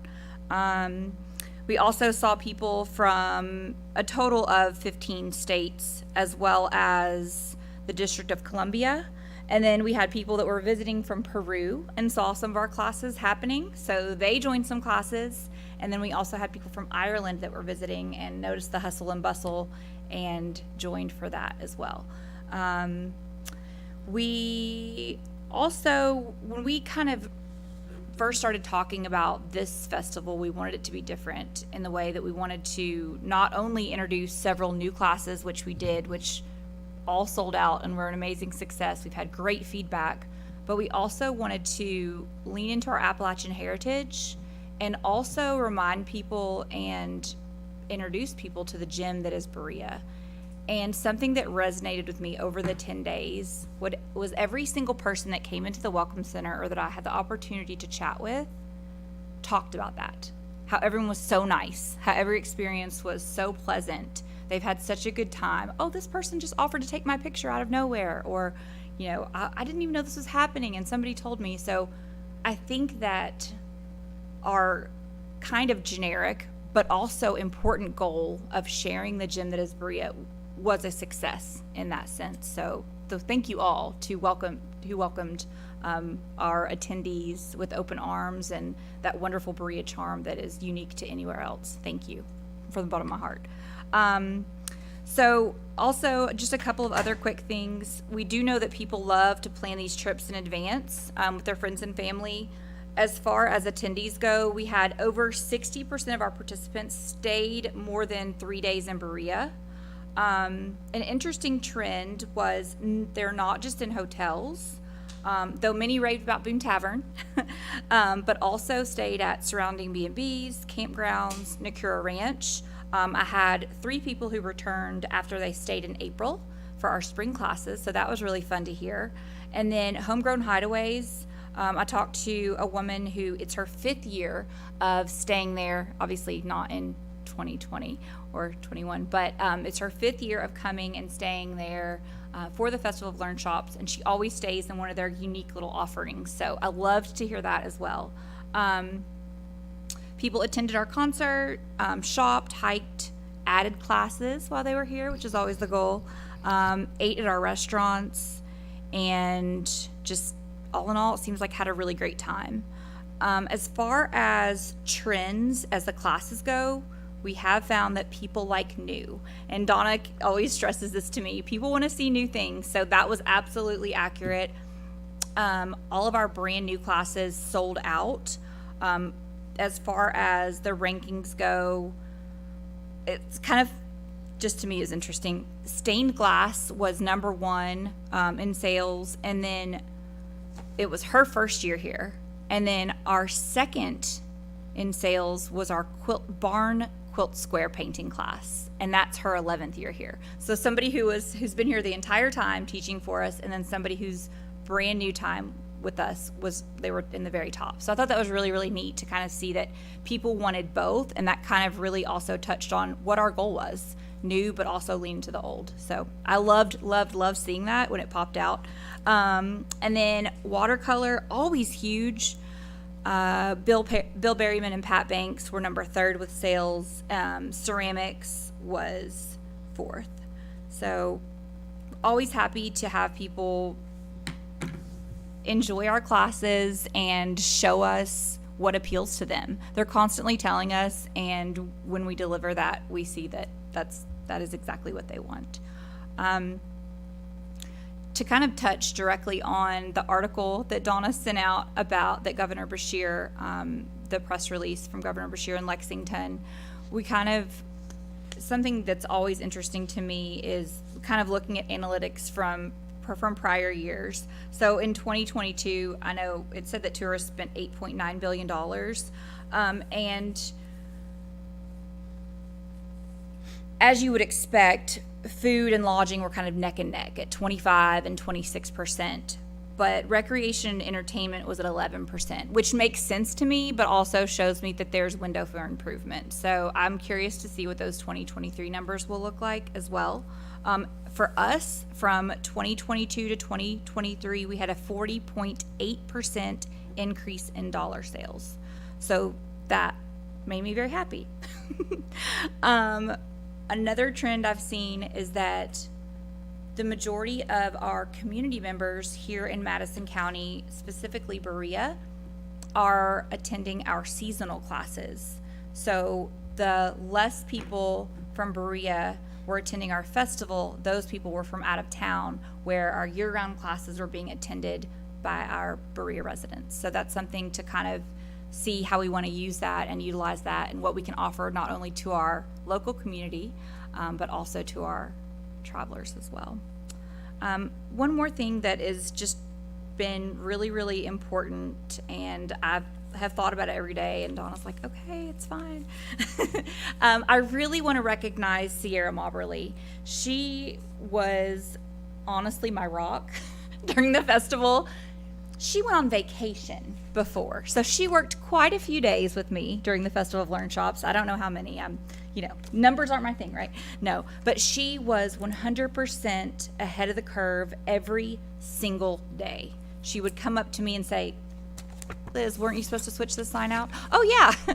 Oh, Liz, did you want this off the printer? Every single thing one step ahead. And it was when you're, constantly on the phone or answering emails or trying to troubleshoot and do the logistics part, to have somebody come in and not only have an amazing attitude, still share the history and love of Berea with the travelers, but also be there to assist you and make just our Festival of Learn Shops a huge success.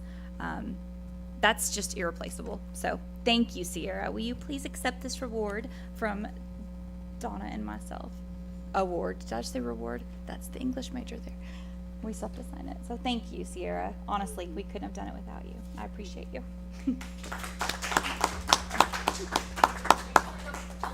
Yes, please. Thank you. Want me to come over here?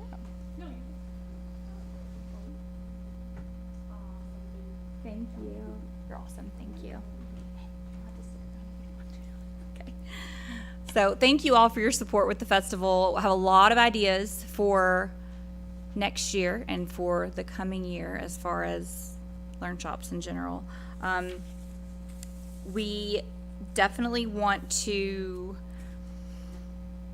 continue to grow, bring in the new, but also keep our amazing, talented, iconic, amazing, reputable artists intact as well. But I think those things definitely go hand in hand. As far as the rest of the year goes, we are going to do our traditional Make It, Take It, Give It classes. It will be 12 classes offered December the 1st through the 3rd, as well as the following weekend, December 8th through the 10th. So that will kind of piggyback right behind our Mayor's Merry Mingling. So that will launch us into the holiday season, and then we'll have our classes the next 3-day weekends back to back. So we're really excited about that. We'll have several new offerings. We've already got waiting lists for a couple of those, so keep an eye out, and those should be live soon. I was Christy, gonna did you have a ask- question? Yeah, I was Yes. gonna ask when the Make It, Take It, Give It classes will go on sale for the tickets. Yes, so those will be on sale by the end of this month. So we're still kind of negotiating. So I'm going to tell you just a little secret. So our pyrography, so random.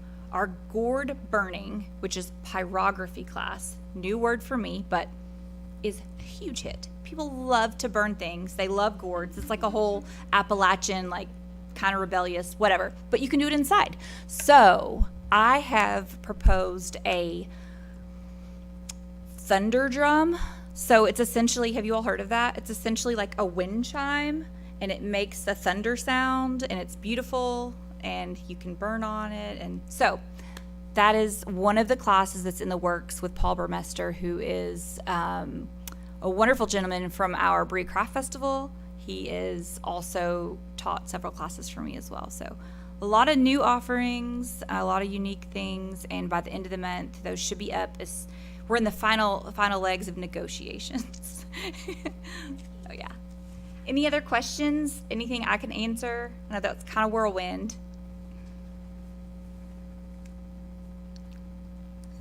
Thank you, Liz. Again, the numbers are impressive.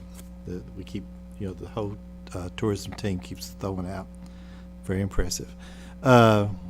Media Manager Dana? Thank you. Thank you.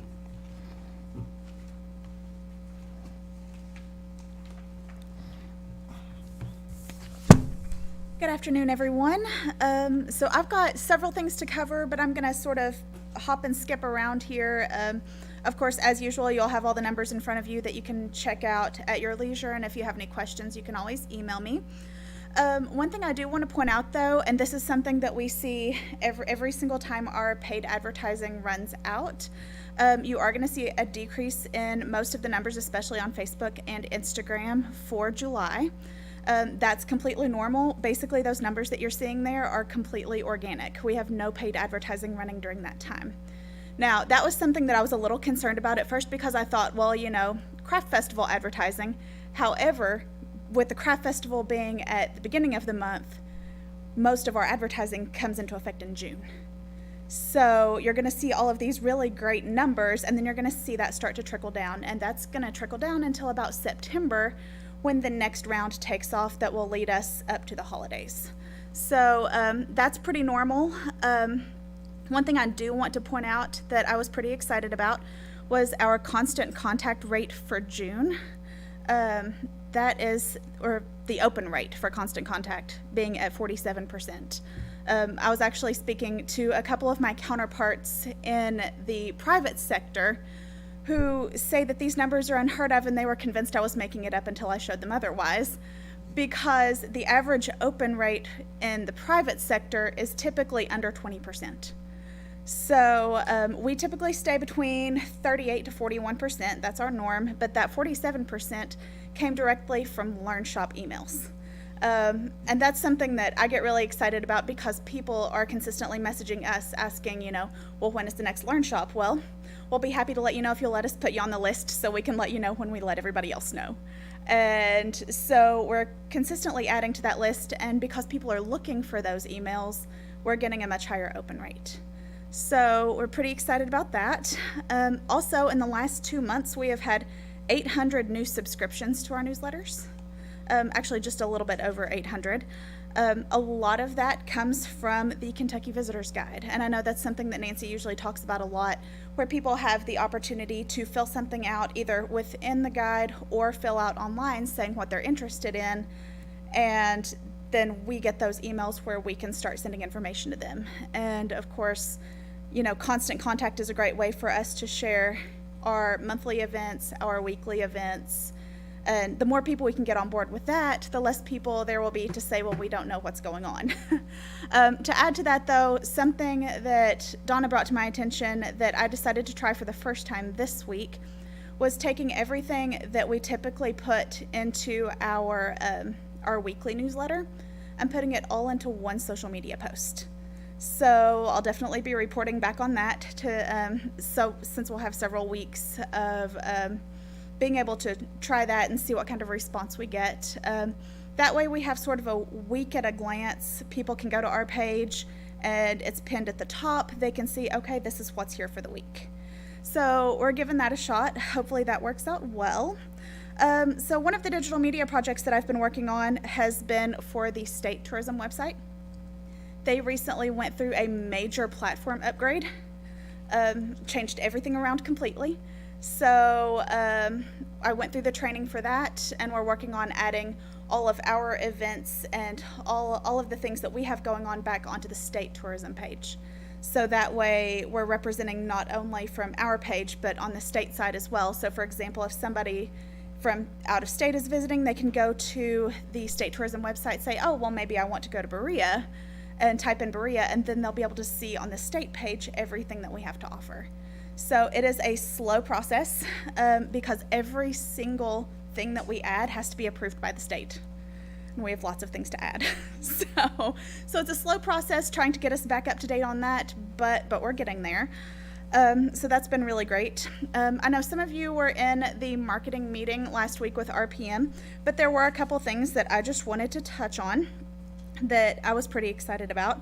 One of those being that RPM suggested movie theater advertisements, which is something that I've thought about before, but really wasn't sure how to get into, so I was really glad that they brought that up. So one thing that we talked about was, branching out into theaters, but that is some very strategic marketing. For example, if we want to do something that is more outdoor adventure based, we could choose the advertisements to go before a movie that is related to outdoor adventure.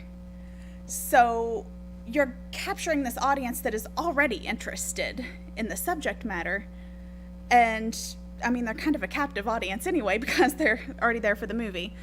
So that's something that we're going to be looking more into. It is cost effective. It's not a great deal to spend to try it out, and if it works well for us, then that's awesome, and if not, then we can say that we've tried it and move on to the next big thing. So pretty excited about that. We also talked about retargeting some of our paid marketing, and I actually, it's interesting because for Knoxville, the Learn Shop advertising does really well, but we haven't had as much of a proven difference from Knoxville anywhere else. So what we're looking at doing is potentially retargeting our Knoxville audience to Indianapolis. That's something that we can do for a few months and see if we see very much of a difference in the type of response we get. And really what spurred this conversation came from the Craft Festival, from one of our artists that came by the tent and said, whatever you're doing in Cincinnati is working, because a lot of her clients had visited from Cincinnati and they were spending a lot of money. So we really want to, focus strong on the areas that are doing well for us, and then the ones that aren't, maybe looking at swapping them out for something that might do better. So in terms of print marketing, on your third page, you'll see a couple things that we recently got, and actually we got these in the mail this past week. I was really excited to see it all come together.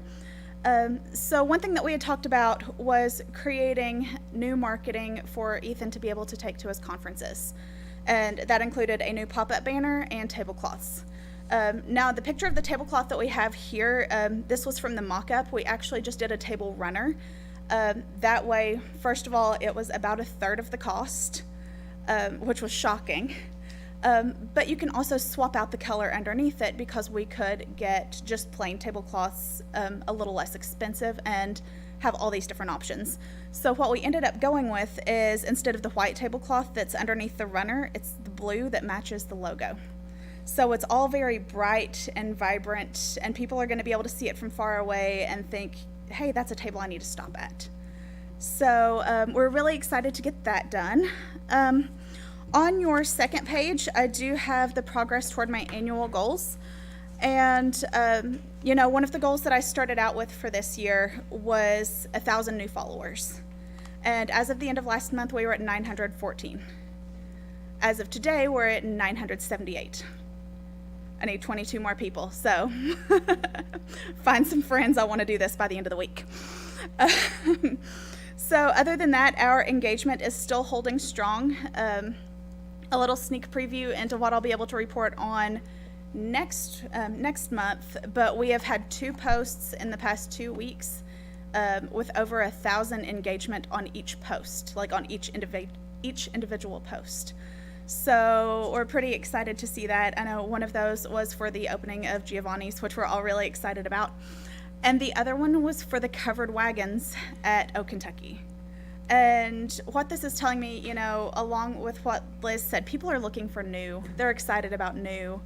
And so my goal from here on out is going to be to find the new, or find a new spin on anything we can, just to get that attention, because people enjoy it enough to share it, and they really want to get that information out to other people. So I want to get people excited about what we're posting, so then they'll do a lot of the work for us by sharing it.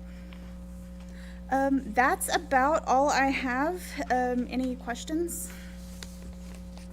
To get your 22 more people, could you do like have a little swag or get Giovanni's to donate some tickets or something? And you know how they do that? They share. It'll say if you share this, post on your page, share it.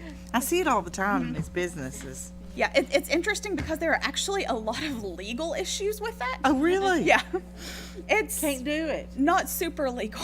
Oh, well, of course I would do that. Yeah. The thing is, everybody does. Leave it to but me.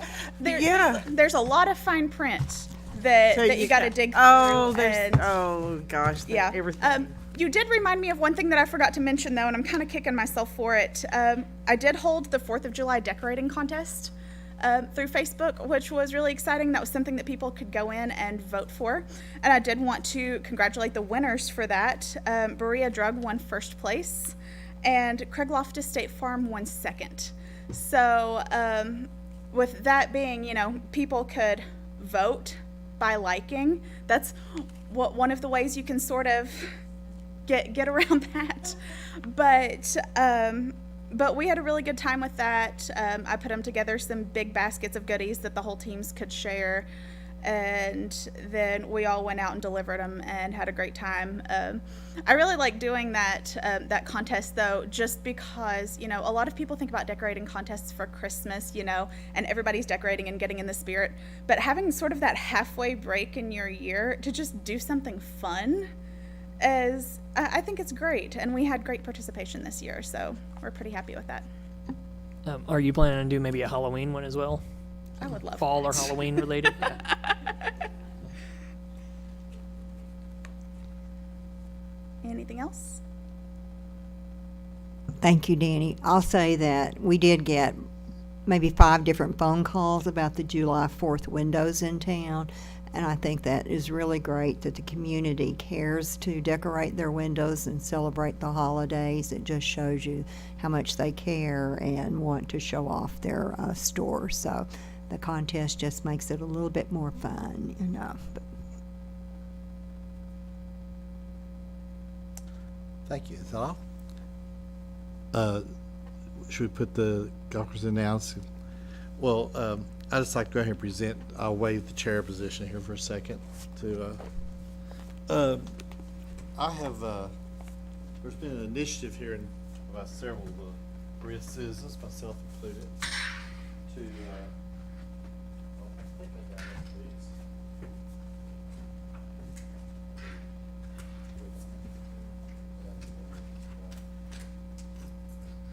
Excuse me. As you all know, I've traveled quite a bit in my old career, and what I'm seeing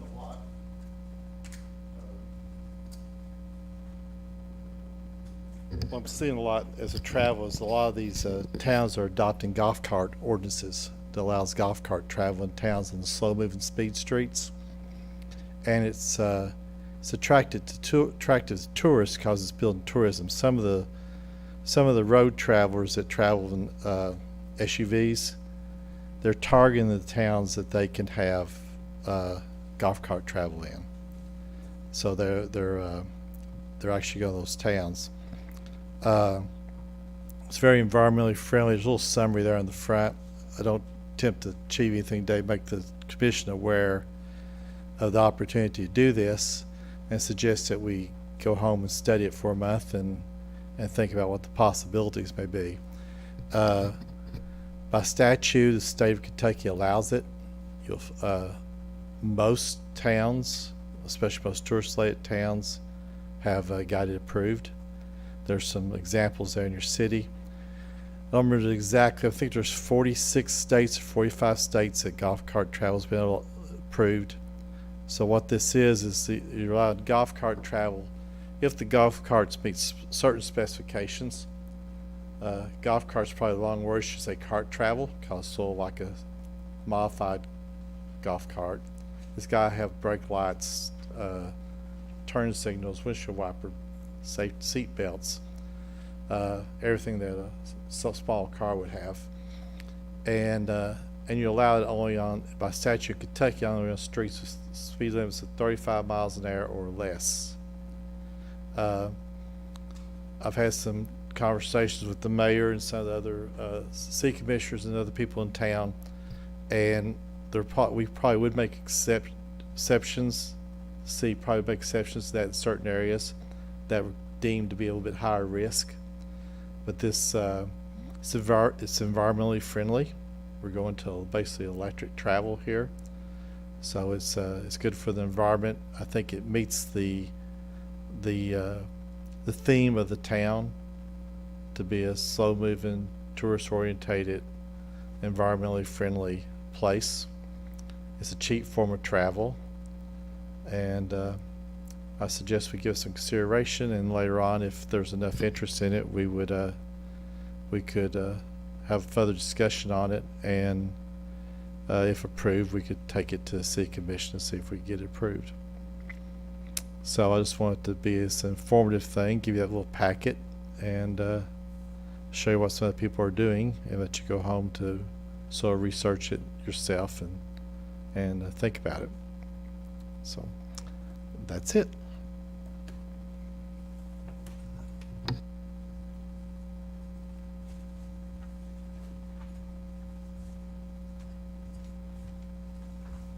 So, do we have any commissioner comments on anything discussed here today? I love that idea. Oh. I absolutely, when we go to Naples and go to some of these little towns, you're in the golf cart the whole time. Well, it wasn't an original thought. It's every time I turned around, I was in a city that, And we've got the roads. I mean, Yeah. right now, you can take it all the way out to Wilderness Road, Mm. and I noticed the new bypass that's coming out, it's got that same there's places. for yeah. bicycles, Yeah. and But really, you use the main streets so the travel's not too fast, and you have to be concerned about safety and visibility. And there's probably some places we don't need to be on. probably not the state, Kentucky But State Road.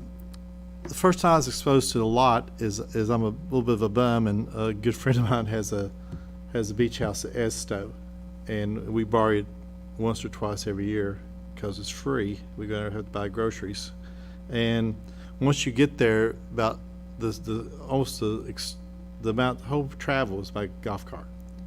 You know, once you cross a certain path, and the whole island is golf cart friendly, and so, you know, it's first got me thinking about it. This has been several years ago, and how that place sort of compared to Berea in the culture and the southern, slow moving culture, and so I actually had the opportunity to talk to some of the government people there at Esto, and was worried about the safety impact, and they said what they seen is that their accident rates actually went down because people was aware of it and just sort of slowed the whole thing. They said so it slowed the whole island down. So the few of the people that are sticking the cars, are slowing down. And then, you go to other places like Harrisonville and places like that, they're doing the same thing. And it's very cost effective, because it's a battery, and as a government, there's nothing you really got to do to money you got to spend to start switching over to it. So I think it has a certain charm, and then in talking to some of the people that came into the restaurant there, I try to have some, because of my participation in tourism, I try to have some very extended conversations with these people, and there's a lot of questions about that from the SUV people. They really want it. So, and some say they primarily look for using the hub thing of Ethan. They're primarily looking for places to stay for extended periods of time, only where they can get around that way. So I think it might be good for the city in several ways. I thought we should just put it out there for conversation. And that's a little summary that credit that goes to my daughter.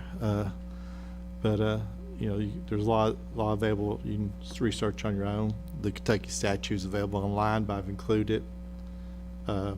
We've even included a proposed statute, which just makes exception for certain high-risk areas in the city. And so, Anything else on any other subject or anything?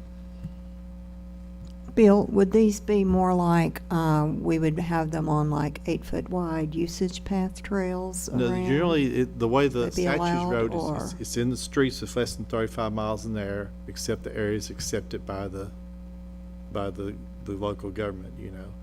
So, basically lets you use any street for this that's in your government jurisdiction. You know, a county could approve it, or a city can approve it, or I guess any government jurisdiction. But it's, if it's gotta be 35 miles or less. They don't have to be everything that's 35 miles an hour or less. So we couldn't designate like a 45 mile an hour speed limit area as a golf cart approved. And really, golf cart's really the wrong word, because generally most of these are being made for this application. You know, because they have to have, you know, blinkers and brakes and windshield wiper blades, and you know, you'll see them right now. They're getting really popular, so you see them advertised on Facebook and all over the place. Some people are rebranding them electric limousines and stuff like that to make them sound better. But you know, really, it's just a little electric cart. You know, they put chrome wheels on it, call it a limousine, but call it what you want. But it's you know, and they got, you know, in you know, 2-seated versions like golf carts, but 4 seats, 6 seats, 8 seats. You know, so, and it's based something we should even consider for, you know, jockeying some tourists around town on the bigger ones, because you know, they're, most of them are costing like 20,000 or less. So really, and the power bills plug it in. I like know the Brick idea a lot. College. I Brick like it. College has them, and they cost about 10,000. Mm-hmm. And you see them all over, and they look so nice the way they match the Brick College colors. Yeah, there's a couple local businesses that are making extensive use of them too, even though we haven't in this city approved that yet. You know, so it's one of those things. I think some people's going to adopt it and apologize. You know, anyway, it's a trend. It's going to happen anyway, so we should embrace it and try to manage it. You know, rather than everybody running all over the place on their own agenda, I think we should, you know, try to manage how it rolls out, and it's done tastefully and, you know, and safely. And but to answer your question, it's not on designated trails; it's on designated roads. You know, I guess on trails you can designate trails any way the city wants to designate a trail. You know, it's theirs. This is a public highway ideal. Like I said, 46 states have got some kind of legislation accepting it, and I put some samples in that packet, but you know, everybody around us but Richmond has done it. We're completely surrounded by it except Richmond. I don't know what's going on with Richmond or why, but basically everybody around us has. You know, Danville, Jackson, Garrett County. I think Garrett County is one of the ones that accept at the county level, which I mean, we see the bicycles, Mhm. you know, so I would Right. think they're kind of safer in a way than the bicycles. yeah, I think that's why the state legislature, if you sort of follow it, is why most of these have approved it, is they figured they better legislate it because it's going to happen. So let's just legislate it, you know, keep going wild.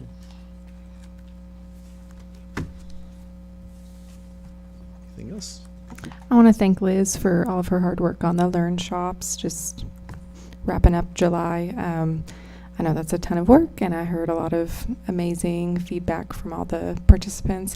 And I also wanted to congratulate Sierra. I'm over near the tourism office, and every time I pop in there, she's got a smile on her face. And I've seen you in action too. You're so knowledgeable about everything, so just thank you so much.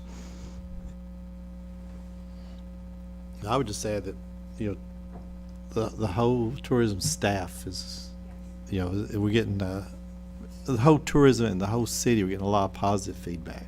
The rate of positive feedback to the city for events and everything that's going on has been really good. Absolutely, part-time and full-time just are all amazing. So thank you to each of you for all that you do. Do I have a motion to adjourn? I'll make that motion. I'll second. A motion is second. Does anybody object? We adjourn by unanimous consent. Thank you, everybody.